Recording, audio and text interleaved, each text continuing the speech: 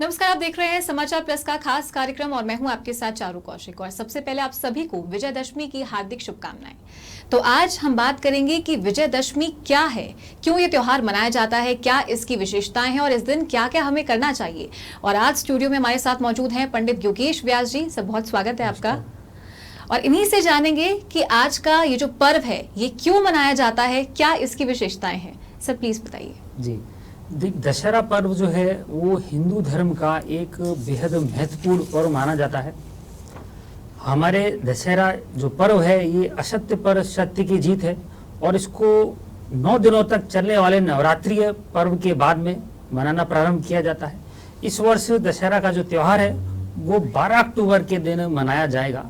पौराणिक कथाओं के अनुसार इस दिन मर्यादा पुरुषोत्तम भगवान राम ने लंकापति रावण का वध किया था और इसी विजय के उत्सव में इस विजयादशमी पर्व को मनाया जाता है। मर्यादा पुरुषोत्तम भगवान श्री राम के साथ इस पर्व का गहरा संबंध भी है। विद्वानों के अनुसार श्री राम जी ने अपनी विजय यात्रा इसी तिथि को प्रारंभ की थी, इसलिए विजय यात्रा के इस पर्व को विजयादशमी के रूप में एक तो मनाया जाता है जी। दूसरा, इसको क्यों मनाते हैं, क्या विशेषताएं हैं। तो भगवान राम को 14 वर्ष का वनवास मिला था। रावण ने माता सीता का अपहरण किया, फिर भगवान राम ने लक्ष्मण जी, हनुमान जी और वानरों की सेना के साथ में जी उस रावण का वध करके माता सीता को मुक्त कराया। तो आश्विन माह के शुक्ल पक्ष की 10वीं तिथि पर मर्यादा पुरुषोत्तम भगवान राम ने लंकापति रावण का वध किया। रावण के बढ़ते अत्याचार के कारण भगवान विष्णु ने राम के अवतार के रूप में रावण का वध किया और इस पृथ्वी को रावण के अत्याचारों से मुक्त कराया। तो भारत देश के कई हिस्सों में इस दिन रावण, कुंभकर्ण के साथ ही मेघनाथ का पुतला दहन किया जाता है। इस दिन शस्त्रों की पूजा की जाती है और अलग मान्यताओं के अनुसार इस दिन महिषासुर का वध करने के कारण इसको विजयादशमी पर्व के नाम से भी जाना जाता है। अब आपका ये प्रश्न है कि इसकी कुछ मान्यताएं भी हैं। तो मान्यताओं की बात करें तो इस दिन पान खाने और खिलाने की मान्यता है। दशहरा पर्व पर जब इन तीनों का जब पुतला दहन हो जाता है तो एक दूसरे को पान खिलाने का महत्व है। हनुमान जी को बूंदी का भोग लगा करके पान समर्पित किया जाता है। दूसरा, इस दिन नीलकंठ के जो दर्शन है वो भी श्रेष्ठ माने जाते हैं। नीलकंठ के दर्शन करके भगवान शिव से आशीर्वाद प्राप्त करना इस दिन श्रेष्ठ माना जाता है। जी ठीक है योगेश जी, तो जैसा कि आपने बताया कि इस दिन महिषासुर का वध भी किया गया था, ये भी एक पौराणिक कथा है, इसके बारे में आपसे कुछ जानना चाहेंगे। जी जी, तो एक कथा तो भगवान राम की है और जो दूसरी कथा है वो माता की और महिषासुर के विषय में जानी जाती है। तो विजयादशमी का जो त्योहार मनाने के पीछे जो दूसरी पौराणिक मान्यता है उसमें एक महिषासुर नाम का एक असुर था। ब्रह्मा जी की उपासना करके उसने श्रेष्ठ वरदान प्राप्त किया कि पृथ्वी पर कोई उसको हरा नहीं पाएगा, उसको कोई मार नहीं पाएगा। तो महिषासुर ने सभी देवताओं को पराजित करते हुए उनका जो राजपाट था वो सारा छीन लिया। तो महिषासुर के संहार के लिए ब्रह्मा, विष्णु और शिव जी ने तीनों ने मिलकर आदि शक्ति माता दुर्गा का सृजन किया। माँ दुर्गा और महिषासुर दैत्य के बीच में लगातार 9 दिनों तक युद्ध चलता रहा। 10वें दिन माता ने महिषासुर का वध किया और इस पृथ्वी को उसके पापों से मुक्त किया जी। इसी कारण शारदीय नवरात्रि के समापन के अगले दिन दशहरा का पर्व मनाया जाता है और पंडालों में माँ दुर्गा का विसर्जन किया जाता है। जी ठीक, योगेश जी, जैसा कि आपने बताया कि विजयदशमी की अलग मान्यता है और जैसे कि विजयदशमी तिथि के नाम से ही पता चल जाता है कि इस दिन कुछ ना कुछ बड़ा हुआ, यानी कि भगवान राम ने रावण का वध किया था। तो इस तिथि की क्या मान्यताएं हैं, क्या विशेषता है इस तिथि की? जी जी, देखिए विजयादशमी जो तिथि है अपने आप में पूर्ण तिथि मानी जाती है। विजयादशमी सर्व सिद्धिदायक तिथि होने के कारण इस दिन जो कार्य प्रारंभ किए जाते हैं उनके शुभ परिणाम देखने को मिलते हैं। विजयादशमी को अस्त्र शस्त्र की पूजा करना विशेष शुभ फल देने वाला माना जाता है। नवग्रहों को नियंत्रित करने के लिए भी दशहरे के दिन इन शस्त्रों की पूजा की जाती है और दशहरा की जो पूजा है, रावण की पूजा, वो भी नवग्रहों को नियंत्रित करने के लिए की जाती है। क्योंकि आप देखेंगे शास्त्रों में कि रावण को ज्योतिष का एक महान ज्ञाता माना जाता था। बिल्कुल। और वो नवग्रहों को अपने नियंत्रण में रखने का पूरा प्रयास करता था। मेघनाथ की कुंडली में भी उसने ये प्रयास किया था लेकिन वो हो नहीं पाया था। दशहरा को रामायण पाठ करना, सुंदरकांड का पाठ करना, राम रक्षा स्तोत्र का पाठ करना, ये मन की जो मुरादें हैं उनकी पूरा करने के लिए श्रेष्ठ माने जाते हैं। दशहरा के दिन अथवा बाद में आपको भी अपने घर पर, पूजा घर में या अपने ऑफिस में लक्ष्मी विषा यंत्र, दुर्गा विषा यंत्र और नवग्रह यंत्रों की स्थापना करनी चाहिए। इन वैदिक यंत्रों की स्थापना को बेहद सुपरिणाम देने वाली साबित होती है। दशहरा के दिन बच्चों का अक्षर लेखन जो है वो आप प्रारंभ कर सकते हैं। बच्चों को लिखाने के लिए जो प्रारंभ किया जाता है, घर या दुकान का आप निर्माण शुरू कर सकते हैं। गृह प्रवेश ये श्रेष्ठ माना जाता है। मुंडन कार्य, नामकरण, अन्नप्राशन, कर्ण छेदन, यज्ञोपवीत, भूमि पूजन आदि जो शुभ कार्य हैं वो आप कर सकते हैं। इस दिन भगवान राम, देवी अपराजिता के साथ ही शमी के वृक्ष की पूजा की जाती है। जी बिल्कुल ठीक आपने योगेश जी। और जैसे कि हम जानते हैं कि विजयदशमी एक ऐसा पर्व है जब भगवान राम ने रावण का वध किया था और असत्य पर सत्य की जीत हुई थी। भगवान राम के बारे में मैं आपसे जानना चाहूंगी कि उन्हें मर्यादा पुरुषोत्तम कहा जाता था, वो ऐसे व्यक्तित्व के धनी थे, उनके बारे में मैं आपसे कुछ जानना चाहूंगी, उनके व्यक्तित्व के बारे में आप बताएं। जी जी जी देखिए, ऐसा माना जाता है कि मर्यादा पुरुषोत्तम जो शब्द है वो केवल भगवान राम के आगे ही लगता है, किसी देवी देवता के आगे नहीं लगता। बिल्कुल सही कहा। उनके अंदर विशेषताएं तो थी। तो वाल्मीकि रामायण में 24,000 श्लोक और 7 कांड देखने को मिलते हैं। रामायण की शुरुआत में पुत्रेष्ठ यज्ञ हुआ, अग्निदेव खीर के साथ में वहां पे प्रकट होते हैं। रामायण की शुरुआत में आपको देखने को मिल जाएगा। कौशल्या, कैकेयी और सुमित्रा द्वारा यह खीर खाने के बाद में श्री राम, भरत, लक्ष्मण और शत्रुघ्न का जो है वो जन्म हुआ। भगवान राम को मर्यादा पुरुषोत्तम कहा जाता है। भगवान राम को भगवान विष्णु का अवतार भी माना जाता है। बिल्कुल। भगवान राम का जन्म अयोध्या के राजा दशरथ और रानी कौशल्या के घर में हुआ। उनके भाई लक्ष्मण, भरत और शत्रुघ्न उनके ये छोटे भाई थे। हनुमान उनके परम भक्त थे और उनकी जो माता सीता है वो उनकी पत्नी थी। भगवान राम को अपने पिता के वचन के मुताबिक 14 वर्ष के लिए वनवास हुआ। जो राजा दशरथ हैं वो श्री राम को वनवास भेजना नहीं चाहते थे, लेकिन वचनबद्ध होने के कारण भगवान राम को भी वनवास जाना था। तो एक स्थिति ऐसी आती है कि दशरथ स्वयं कहते हैं कि आप मुझे बंदी बना करके स्वयं राजा बन जाओ और राजा बनने के बाद में आपको वन नहीं जाना पड़ेगा। लेकिन भगवान जो राम है वो मर्यादा पुरुषोत्तम होने के कारण ही उन्होंने ये प्रस्ताव स्वीकार किया और वो बन जाने के लिए तैयार हुए। इसीलिए आज भी राम राज्य का उदाहरण दिया जाता है। मंदिर की मूर्तियों में आप देखेंगे तो भगवान राम को खड़े हुए मुद्रा में दिखाया जाता है। उनके दाहिने हाथ में तीर और बाएं हाथ में धनुष का उन्होंने प्रयोग किया है। जी बिल्कुल ठीक कहा आपने। और बात करते हैं कि जब उनके व्यक्तित्व की बात आती है, जब उन्हें मर्यादा पुरुषोत्तम कहा जाता है, जब उनकी महानता की बात आती है, तो जाहिर सी बात है कि अब जो आम जनता है, हम लोग हैं, आम लोग हैं, वो सब लोग कुंडली पे और पंडितों पे, एस्ट्रोलॉजी पे बहुत ज्यादा भरोसा करते हैं आजकल। तो ग्रहों की बात कर लेते हैं कि कौन से ग्रह भगवान राम में थे जिनसे वो पुरुषोत्तम उन्हें कहा गया। ठीक है, ये आपसे जानना चाहेंगे कि भगवान राम की कुंडली में ऐसे कौन से ग्रह थे। जी जी जी देखिए, भगवान राम की कुंडली बेहद श्रेष्ठ कुंडलियों में से एक मानी जाती है। भगवान राम की जो कुंडली है वो कर्क लग्न की है। कर्क लग्न में ही चंद्रमा विराजमान है, तो उनकी राशि भी कर्क है। भगवान राम की कुंडली में जो 6 ग्रह हैं वो या तो उच्च राशि में बैठे हैं या अपनी मूल त्रिकोण राशि में बैठे हुए हैं, केंद्र में बैठे हुए हैं, त्रिकोण में बैठे हुए हैं। ऐसी स्थिति में चंद्रमा ने भगवान राम को न्यायप्रिय और क्षमाशील बनाया, क्योंकि चंद्रमा यानी कि लग्न में ही बैठा है। बिल्कुल। लग्न में ही चंद्रमा के साथ में अपनी उच्च राशि में यानी कि कर्क राशि में गुरुदेव बृहस्पति भी बैठे हुए हैं। ऐसी स्थिति में लग्न में ही चंद्रमा और गुरु का एक साथ होने पर गज केसरी नामक सुंदर राजयोग का निर्माण हुआ और इस योग ने भगवान राम को धैर्य, धर्म, न्याय, शिक्षा और वेदांत आदि में रुचि लेने वाला एक व्यक्तित्व बनाया। बृहस्पति ग्रह लग्न में बैठकर पंचम भाव यानी कि विद्या के घर को, सप्तम भाव यानी कि पत्नी के घर को और नवम भाव यानी कि धर्म और भाग्य भाव को पूर्ण दृष्टि से देख रहे हैं।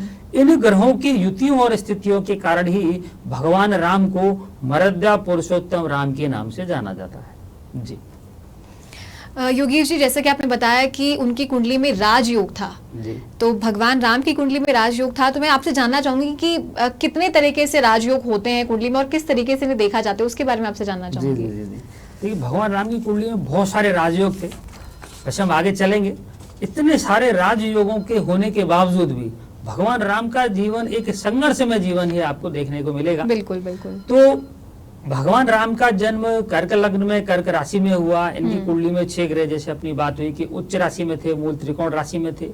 इनकी कुंडली में चंद्रमा लग्न में गुरु के साथ में बैठकर एक तो प्रबल गज केसरी नामक राजयोग बना रहा है। आत्मा का कारक जो सूर्य है वो 10वें भाव में उच्च का जाकर के बैठा हुआ है।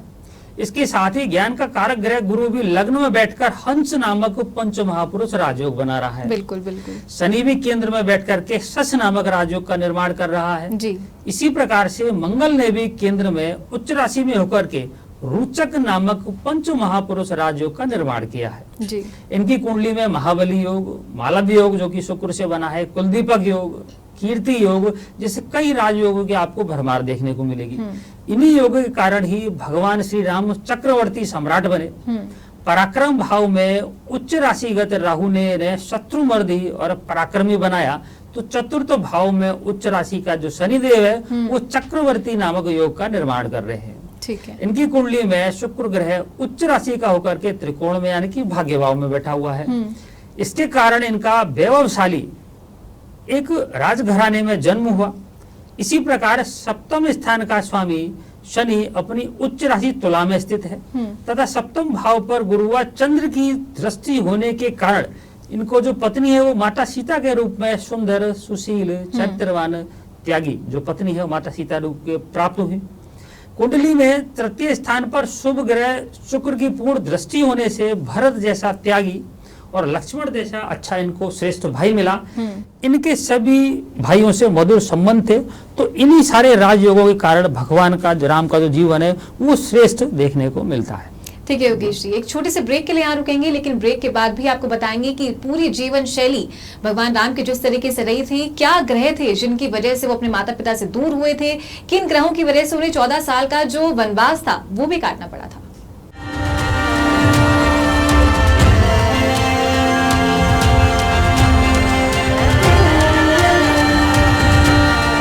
तो अभी हम बात कर रहे थे भगवान राम के राजयोग के बारे में, लेकिन अब हम बात करेंगे कि भगवान राम के वो कौन से ग्रह थे जिनके चलते उन्हें अपने माता पिता से दूर जाना पड़ा। क्योंकि सभी जानते हैं कि मर्यादा पुरुषोत्तम उन्हें कहा गया था, एक महान राजा थे वो, जिनका शासन ऐसा था कि सभी जो उनके प्रजा के लोग थे वो उनसे उतने ही करीब थे जितने कि उनके परिवार वाले थे।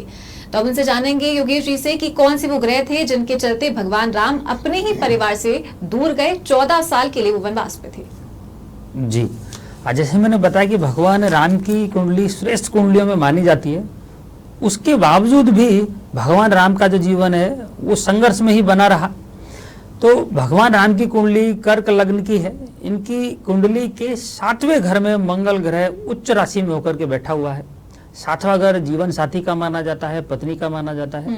तो ज्योतिष में 7वें घर का जो कारक ग्रह शुक्र है वो भगवान राम की कुंडली में शुक्र केतु के साथ में युति कर रहा है और राहु से पूर्ण दृष्टि है। तो इन ग्रहों के साथ ही राहु की पूर्ण दृष्टि मंगल पर भी है और मंगल सप्तम भाव में उच्च का होकर बैठा है और जो राहु मंगल का अंगारक योग बना हुआ है। तो इन ग्रहों के प्रभाव के कारण ही भगवान राम को माता सीता से लंबे समय के लिए अलग रहना पड़ा, वियोग में जीवन जीना पड़ा। इनकी कुंडली में सूर्य देव 10वें भाव में स्थित हैं और जो शनि देव है वो 4th भाव में स्थित हैं। इन दोनों ग्रहों का आपस में समसप्तक योग भी बना हुआ है। तो इस समसप्तक योग के कारण ही भगवान राम को माता पिता के सुख से दूर रहना पड़ा, क्योंकि चौथा जो घर है वो माता का है और जो 10वां भाव है वो पिता का है। 10वां भाव राजसत्ता का भी होता है। तो समसप्तक योग होने के कारण भगवान राम को राजा घोषित होने के बावजूद भी अपने राज सिंहासन से दूर रहना पड़ा। इनको वैवाहिक सुख के साथ ही पारिवारिक सुख में भी काफी कमी देखने को मिली, क्योंकि जो सुख का जो घर है 4था भाव वहां पर शनि विराजमान है। उच्च राशि का शनि भगवान राम की जन्म कुंडली में मार्केज भी है जो कि सुख भाव में बैठा हुआ है। इस कारण ऐसा कई जगह देखने को मिलता है, सुनने को मिलता है कि भगवान राम को कभी किसी ने बहुत ज्यादा हंसते हुए या मुस्कुराते हुए नहीं देखा। अच्छा। मंगल और शनि ने ही भगवान राम का जो जीवन है वो पूरा जीवन संघर्ष में बनाकर ही रखा था। जी बिल्कुल ठीक आपने योगेश जी। और अगर बात करें विजयदशमी के पर्व की, तो रावण का वध इस दिन भगवान राम ने किया था। तो रावण एक विद्वान ब्राह्मण जिसे कहा जाता था और भगवान शिव का सबसे बड़ा भक्त उन्हें कहा जाता था।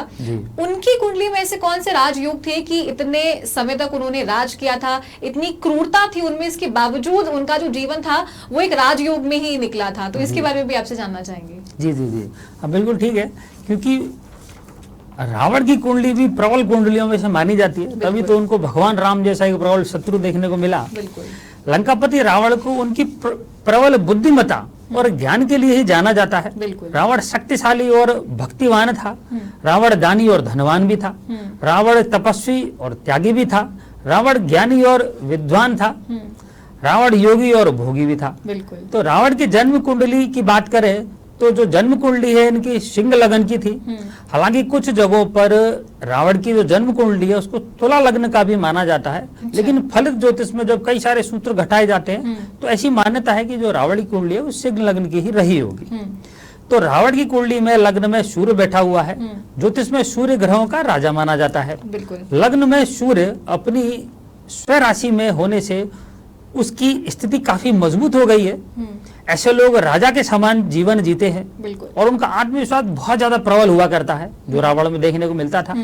रावण की जन्म कुंडली में लग्न में ही सूर्य के साथ में बृहस्पति बैठे हुए हैं। तो ज्योतिष में सूर्य और बृहस्पति का लग्न में एक साथ बैठना, तो ऐसी स्थिति ने रावण को महान विद्वान बनाया और कई विद्याओं का ज्ञाता बनाया। तो रावण की जन्म कुंडली की अगर आगे बात करें तो दूसरे भाव में उच्च राशि का बुध बैठा हुआ है। दूसरा भाव धन का माना जाता है और वो जो बुध है वो वहां पर स्वग्रही है, उच्च का होकर के बैठा है। साथ ही में बुध धन भाव के साथ ही वो एकादश भाव यानी कि लाभ स्थान का भी स्वामी है। यानी कि धनेश और लाभेश बुध रावण की कुंडली में धन भाव में बैठे हुए हैं। इसके कारण रावण के पास में अकूत संपत्ति थी, सोने की लंका थी। सबसे बड़ी बात तो यह है रावण की जन्म कुंडली के द्वादश भाव में चंद्रमा और शुक्र बैठे हुए हैं। 12वें घर में चंद्रमा और शुक्र की युति ने ही रावण को बहुत ज्यादा भोगी बनाया, इस तरीके से वैभवशाली बनाया, भोग का उपयोग करने वाला बनाया। रावण की कुंडली के तीसरे भाव में यानी कि तीसरे घर में उच्च राशि का शनि बैठा हुआ है। इस शनि की पूर्ण दृष्टि पंचम भाव में स्थित राहु पर आ रही है। राहु यहाँ पर पंचम भाव यानी कि जो बुद्धि स्थान है वहां पर बैठा हुआ है नीच राशि में।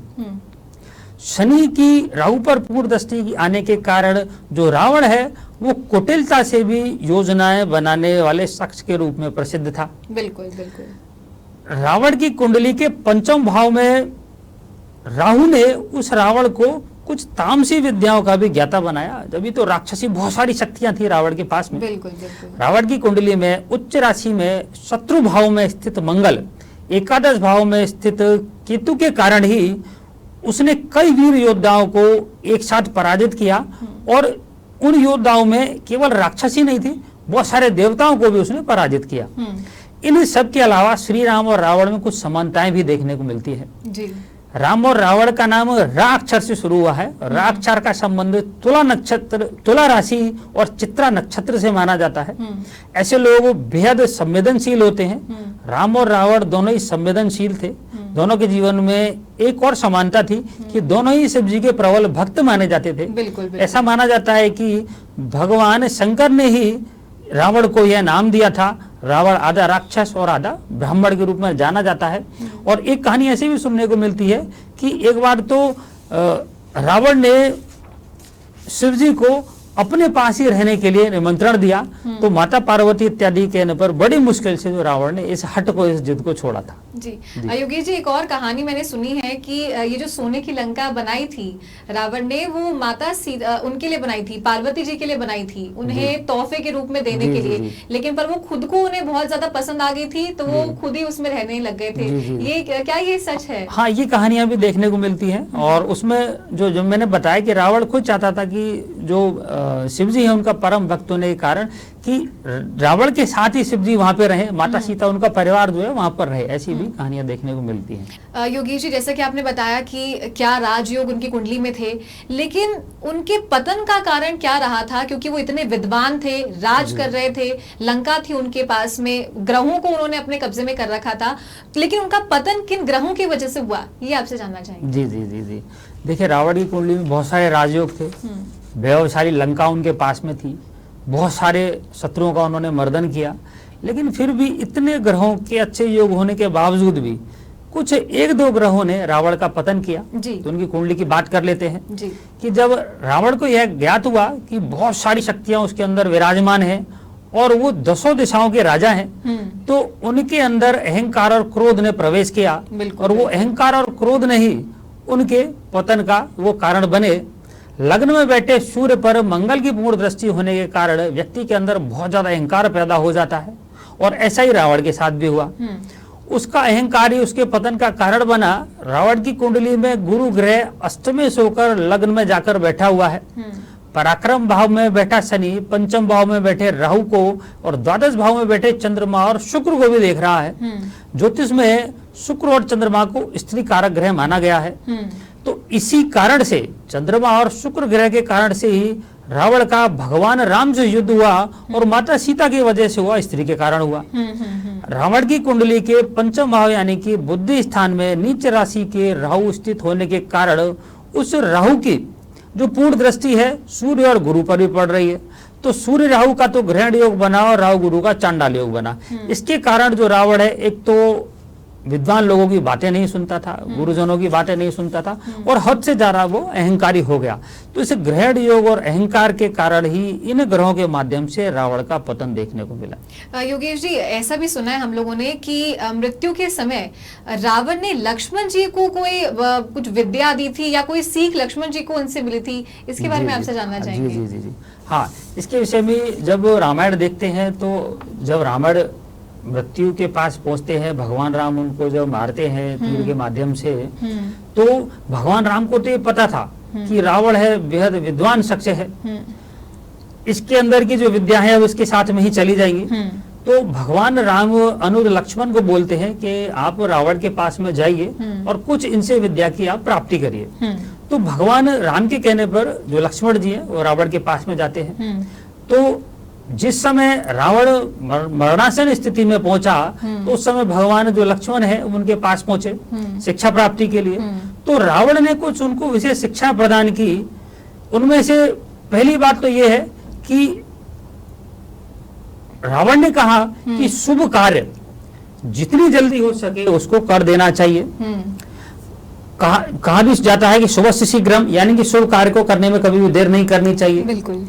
रावण बताता है कि मैं श्री राम को पहचान नहीं सका और उनकी शरण में आने में मैंने देर कर दी, इसी के कारण से मेरा पतन हुआ। रावण को बहुत सारे मंत्रियों ने, उनके भाइयों ने, उनके लोगों ने समझाया कि जो ये राम है वो साक्षात भगवान है, एक साधारण पुरुष नहीं है, लेकिन रावण ने इसमें देर की। पहली बात तो ये थी। तो सुबह से शीघ्र चीज को जीवन में ढालना चाहिए। दूसरा कि अपने प्रतिद्वंदी, अपने शत्रु को कभी भी अपने से छोटा नहीं समझना चाहिए। रावण ने इस तरीके से भूल की। रावण बताता है कि मैं इस भूल के कारण ही भगवान राम को नहीं पहचान पाया और साधारण बानर और भालू समझ करके मैं इनकी सेना को नष्ट करता रहा। मैंने जब ब्रह्मा जी से अमरता का वरदान मांगा तब मनुष्य और बानर के अतिरिक्त कोई मेरा वध ना कर सके, ऐसा कहा था। मैं मनुष्य और बानर को तुच्छ समझता था और यही मेरी गलती थी। तो शत्रु को कभी भी छोटा नहीं समझना चाहिए।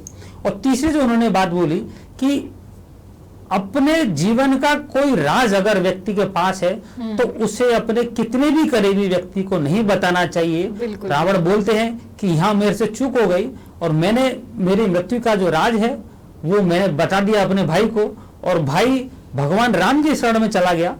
वो राम थे लेकिन रावण के शत्रु थे।